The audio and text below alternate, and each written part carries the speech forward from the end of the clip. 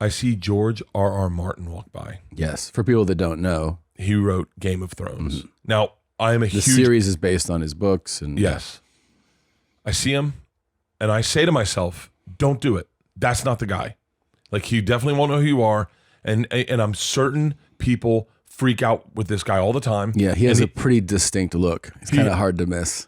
It really, honestly, he just looks like a deadhead, but like he's in the suspenders. Yeah. Like I see him, he walks by the bar, and I say to someone, that's fucking George R.R. Martin. And they go, yeah, he's a dead fan. We have the private suite. In the private suite, he has his own personal room with his own personal balcony for him and his people. And so, because he didn't want to be bothered. I see him the first night. I tell Leanne. Leanne's like, no fucking way. Leave. I go, I played it fucking cool. I played it so fucking cool. I didn't even say anything to him. The next night he walks by again.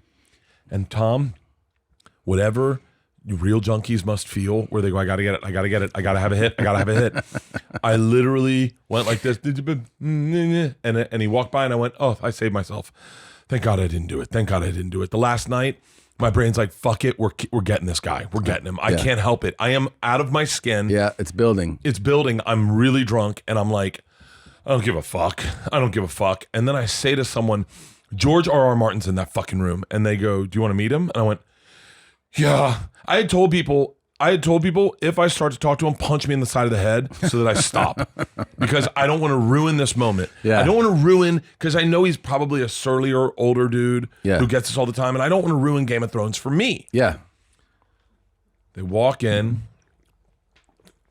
George, I'd like you to meet Bert Kreischer. And he was the most welcoming dude. He pulled a chair up next to him and said, hey, sit down. How you doing?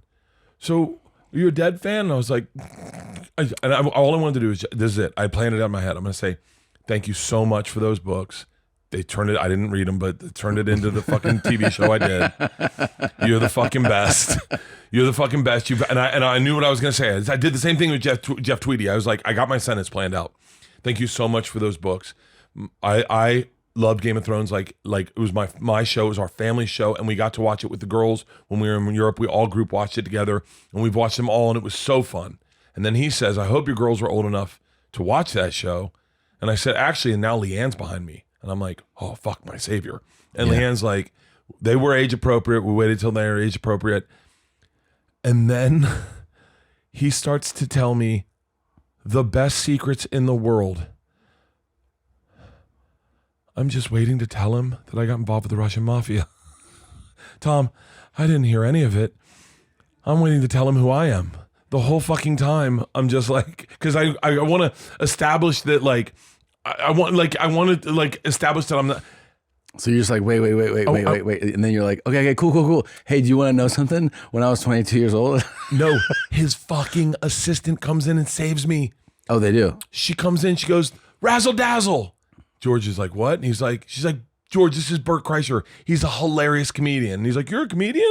And I'm like, yeah. By the way, he has told me secrets about Game of Thrones that I've totally blown by. I've not listened to one of them. Leanne has all of them. In the ride home, she goes, isn't that crazy that that's why he sold the TV show Game of Thrones? And I was like, what? She's like, you didn't hear the only reason he didn't want to sell it, that he refused Hollywood a number of times, and the one reason that he folded was ... And I went, he said that? She's like, Bert, he told you everything about Game of Thrones that any fan would have lost their mind. He was trying to like let me know. He gave you the hey, if insight. you're a fan, Tom, he gave me a necklace and like 5 coins. I forgot I got them because I'm sitting here going, when I was 22. Tom, I was so bad. And then his assistant comes in and goes, he gave necklaces to the girls. He gave us coins from Westeros. Like he gave us all this shit, which all run past me because I'm not listening at all. Typical fucking Bert. I'm waiting to interrupt this guy. Do you end up telling him stuff? No, his assistants did all the work for me. They're like, he was George. Bert got involved with the Russian mafia when he was 22, and he was like, what? And I was like, and I was like, yeah, I robbed a train. He's like, I own a train. And I was like, I want to rob your train. Like we sat with him for like fucking 20 minutes and had the greatest experience, all of which I don't remember and could not recite because I was overwhelmed by the experience. And then I was shaking. I was trembling. And I didn't even need to meet Margot Price. Like I was just like, I did it. The day's over. I I was like, can I get this is how into it. Peter is like a real fan. He read the books. And I was like, can I get a picture? And he was like, yeah. And I got a picture. I was like, can my wife get in it? And he was like, yeah. I was like, cool, bye. And Pete's just sitting there going like, I read the fucking books. Yeah. I read the fucking books.